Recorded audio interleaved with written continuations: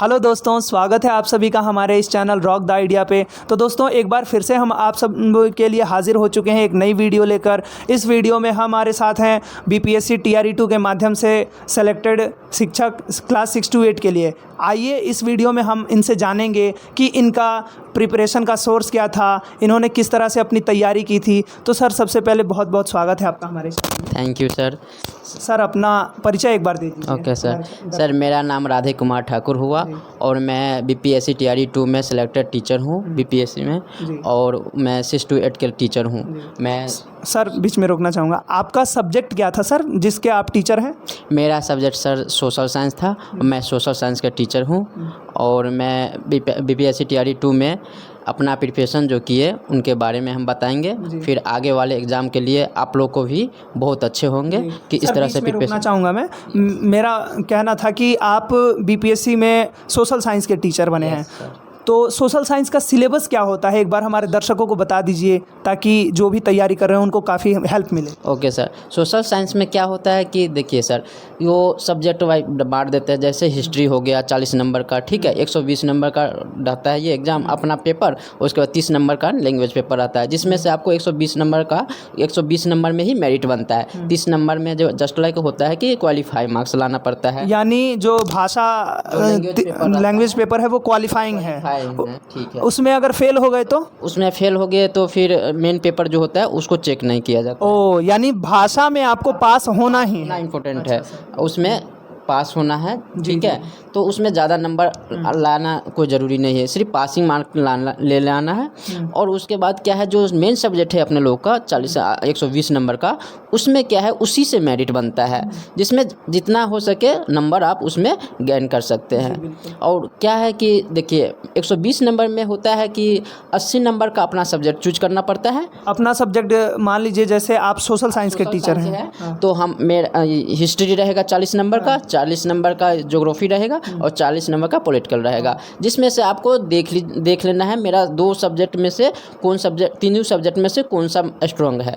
अगर 40 नंबर में हिस्ट्री में अगर बहुत ज़्यादा स्ट्रॉन्ग है तो आप हिस्ट्री ले लीजिए, और पॉलिटिकल अच्छा है तो पॉलिटिकल, दोनों सब्जेक्ट चूज कर लीजिए। ज्योग्राफी को फिर हटा दीजिए क्योंकि 80 नंबर ये पूर गया। और अच्छा सर बीच में रोकना चाहूँगा, मतलब ये दर्शकों का कन्फ्यूजन रह जाता है कि जैसे उन्होंने मान लीजिए ग्रेजुएशन किसी और सब्जेक्ट से किया है और वो जैसे मान लीजिए उन्होंने हिस्ट्री से किया है ग्रेजुएशन, लेकिन उनका ज्योग्राफी काफ़ी मजबूत है क्योंकि ज्योग्राफी को उन्होंने ज़्यादा पढ़ा है कंपटीशन के लिए, तो क्या उन्हें वो ज्योग्राफी चुन सकते हैं या हिस्ट्री से ही एग्ज़ाम देना होगा? देखिए उसमें सब्जेक्ट कम्युनिकेशन पहले रहता है। अगर हिस्ट्री लिए हुए हैं मेन पेपर ऑनर्स पेपर है, और उसके साथ सब्सिडरी में जो हिस्ट्री ज्योग्राफी है या क्या कहते हैं साइकोलॉजी है, 4 5 6 7 सब्जेक्ट देता है।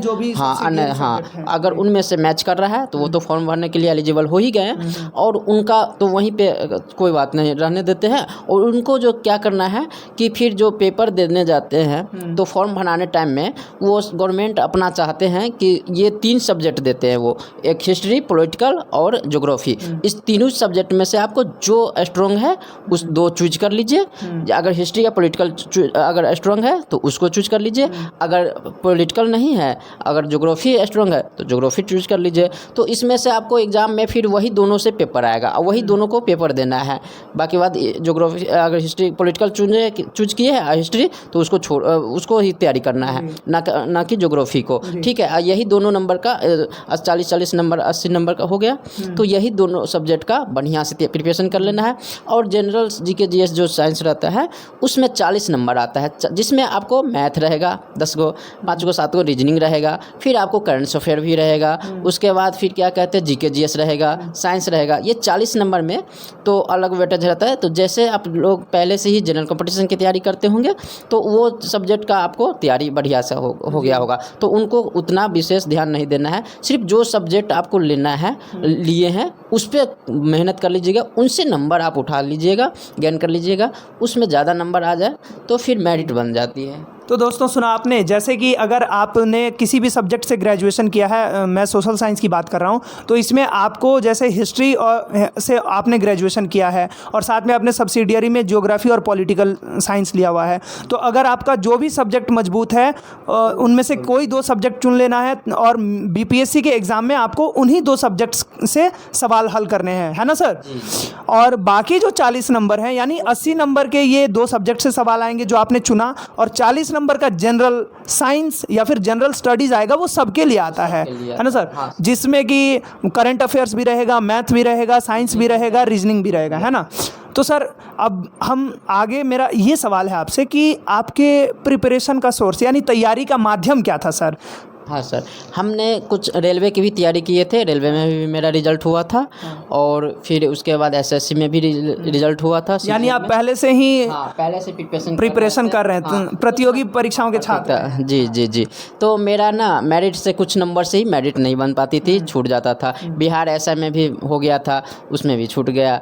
तो क्या हुआ कि फिर आए बीपीएससी टीआरई 2, तो उसमें हम टीचर के लिए बीएड कर चुके थे और तो उसमें फॉर्म भरे और फिर प्रिपरेशन अपने दिल से फिर से तैयारी बढ़िया से किए, तो इसमें रिजल्ट बन गया हमको। सर मेरा ये पूछना था कि आपने तैयारी किसी कोचिंग के माध्यम से की या ऑनलाइन क्लास लिया, इसके बारे में बताएं। हाँ सर, पहले हम किए थे कोचिंग, बहुत साल, मैंने 2-3 साल पहले किए थे, तो फिर बीच में छोड़ दिए थे क्लास। तो फिर खुद से स्टडी किए, हम एक स्ट्रेटजी अपनाए और ऑनलाइन से ऑफिसर एकेडमी है, उनका भी क्लास ले लिए और उनसे भी पढ़ते थे, ठीक है, और अपना स्टडी करते थे। तो अपने सब्जेक्ट जो चूज कर लिए थे, मेरा था हिस्ट्री और पॉलिटिकल, दोनों सब्जेक्ट बढ़िया से पढ़ लिए और इसके लिए हम ना एनसीईआरटी और एससीईआरटी दोनों फॉलो किए, 6 से लेकर 6 to 10 तक किए, ठीक है। यानी सर आपने तो सबसे पहले सेल्फ स्टडी की और साथ ही साथ ऑनलाइन क्लास भी ज्वाइन किया, किसी भी प्लेटफॉर्म का किया हो, और उसके साथ सर बुक्स में आपने कहाँ से तैयारी की, किन बुक्स से? बुक्स में हमने प्लेटफॉर्म का जो प्रैक्टिस सेट आता है, पर डे प्रैक्टिस सेट बनाते थे, उसमें नंबर देखते थे, एनालिसिस करते थे, देखते थे फिर मेरा कौन सी सब्जेक्ट में वीकनेस होने लगा, हाँ कहाँ लैग कर रहे हैं नंबर। मेरा ये था कि जो बुक्स होते हैं जैसे एनसीईआरटी, एससीईआरटी, बिहार के टेक्स्ट बुक या फिर एससीईआरटी जो सेंट्रल गवर्नमेंट का टेक्स्ट बुक होता है, हम किससे पढ़ें? हाँ देखिए, बिहार की एग्ज़ाम है तो आप बिहार स्कूल के लिए एलिजिबल है, तो हाँ, तो आपको बीटीसी, एससीईआरटी और एनसीईआरटी तीनों बुक फॉलो कर लीजिएगा तो और बेटर हो जाएगा, क्योंकि यहीं से वो क्वेश्चन डालते हैं, ठीक है। तो छात्रों को बिना कंफ्यूज किए, जो दर्शक हमारे हैं उनको बिना कंफ्यूज किए, जैसे कि वो सिर्फ किसी एक स्रोत को लेके चलना चाहते हैं, या तो वो एनसीईआरटी पढ़ना चाहते हैं या फिर बिहार टेक्स्ट बुक यानी एससीईआरटी पढ़ना चाहते हैं, इन दोनों में से आप क्या रिकमेंड करना चाहेंगे? हम कहेंगे, अपने अनुभव के अनुसार हम बोल रहे हैं, हम किए थे एससीईआरटी और एनसीईआरटी दोनों बुक को फॉलो किए थे। आपने दोनों बुक फॉलो किया? जी सर। तो जाकर के हमको पेपर में जब बैठे तो हमको ना दोनों बुक से क्वेश्चन आ गया, तो हम दोनों बुक लेके चले थे। एनसीईआरटी क्या है कि पूरा बेसिक नॉलेज दे देता है और वो पकड़ में ला देता है, और एससीईआरटी में क्या है, बिहार का भी क्वेश्चन, ये बिहार से क्वेश्चन जो रहता है तो वो भी आ जाएगा। फैक्ट्स वगैरह होते हैं तो डीपली, हाँ डीपली पूरा सवाल आ जाता है, और वो दोनों बुक से पढ़ने से थोड़ा अच्छा नॉलेज भी हो जाता है और अच्छा क्वेश्चन सॉल्व होने लगता है। तो दोस्तों अगर आप ज़्यादा से ज़्यादा मार्क्स लाना चाहते हैं, बहुत अच्छा यानी रिस्पेक्टेड मार्क्स से आप टीचर बनना चाहते हैं, तो सर का कहना है कि दोनों बुक पढ़ें, यानी एससीईआरटी भी पढ़ें और एनसीईआरटी भी पढ़ें। इसके अलावा सर किसी कोचिंग का नोट्स लिया हो आपने, कोई ऑनलाइन टेलीग्राम चैनल से या फिर किसी ऑनलाइन क्लास का नोट्स लिया हो सर? नोट्स तो हमने लिया ही नहीं, सिर्फ ऑफिशियल ये ऑफिस एकेडमी जो है उनसे क्लास किए और सब्जेक्ट वाइज कर लिए जी।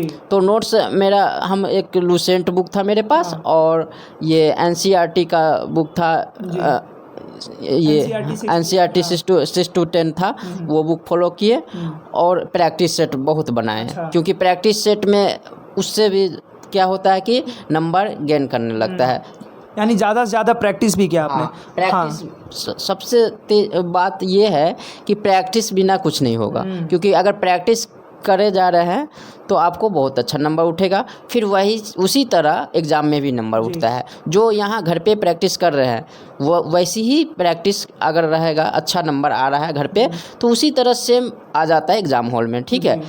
यानी एग्जाम हॉल के एग्जाम का माहौल थोड़ा घर पे भी बना के प्रैक्टिस करना होता प्रैक्टिस है। करना चाहिए, जी, क्योंकि मेरा अगला सवाल था सर कि किस क्लास तक का हमको बुक पढ़ना चाहिए 6 to 8 का टीचर बनने के लिए? हाँ सर, ये बता देते हैं। देखिए क्या होता है, कई बार आप 6 to 8 का टीचर बन रहे हैं, हाँ। तो आपसे ना अपर वाला सब क्लास का पूछता है क्वेश्चन आंसर। तो इसीलिए जब भी एग्ज़ाम देने जा रहे हैं आप, तो 6 to 8 का एग्ज़ाम देने जा रहे हैं, तो आप 6 to 9 10th दोनों पढ़ना पड़ेगा, जी। 6 to 10 तक पढ़ना पड़ेगा। हाँ। अगर 9 10th का एग्ज़ाम देने जा रहे हैं तो आपको 12 तक पढ़ना पड़ेगा। जी। ठीक है, तो इस तरह से अपर वाले क्लास तक पढ़ के जाइए ताकि क्वेश्चन ना मिस हो। जी, यानी आप जिस क्लास का प्रिपरेशन कर रहे हैं 6 to 8 कर रहे हैं, तो कम से कम 9 10 तक का तैयार करके जाइए। 9 10 का प्रिपरेशन कर रहे हैं तो 10+2 तक का तैयार करके जाइए। जी सर, अब मेरा अंतिम सवाल है आपसे, मैं आपका ज़्यादा समय नहीं लूँगा। मेरा अंतिम सवाल है कि TRE 4 की जो तैयारी कर रहे हैं उनके लिए सर कोई संदेश देना चाहेंगे? हाँ बिल्कुल देना चाहूँगा। ये जो है ना, जो प्रिपरेशन करते हैं तो सबसे पहले अपना स्ट्रेटजी अपना लें और 2 बुक को हमेशा फॉलो करें, NCERT और SCERT दोनों को फॉलो करिए। और सब्जेक्ट के जो सब्जेक्ट अपना है वो चूज करके और अपना उस पर प्रिपरेशन करें और प्रैक्टिस सेट रोज़ पर डे बनाएं, क्योंकि प्रैक्टिस सेट से ही पता चलता है कि हम कितने पानी में हैं और कितने पानी में नहीं हैं। उससे नंबर आपको पता चलेगा। जिस सब्जेक्ट में आपको नंबर कम आएगा उस सब्जेक्ट पे आपको मेहनत करना पड़ेगा, तब जा कर के नंबर उठेगा। हाँ, तो दोस्तों देखा आपने, सर ने TRE 4 वालों के लिए भी अपनी स्ट्रैटेजी बताई कि उन्हें किस तरह से तैयारी करनी चाहिए। तो दोस्तों इसी तरह की और जानकारी के लिए जुड़े रहिए हमारे चैनल के साथ। अगर ये वीडियो आपको अच्छी लगे तो कृपया वीडियो को लाइक कीजिएगा, वीडियो को अपने दोस्तों के साथ शेयर भी कीजिए और चैनल को सब्सक्राइब कर लीजिए दोस्तों। और हाँ, अपना महत्वपूर्ण राय कमेंट सेक्शन में ज़रूर बताएं दोस्तों कि आगे हमें किस टॉपिक पे वीडियो बनाना चाहिए, या हमें वीडियो में अपना महत्वपूर्ण राय हमें ज़रूर दें दोस्तों। और सर आपका बहुत बहुत धन्यवाद, आपने अपना कीमती समय निकाल कर हमें समय दिया सर, इसके लिए आपका बहुत बहुत धन्यवाद। थैंक यू सर, आपको भी। तो दोस्तों बने रहिएगा हमारे इस चैनल के साथ।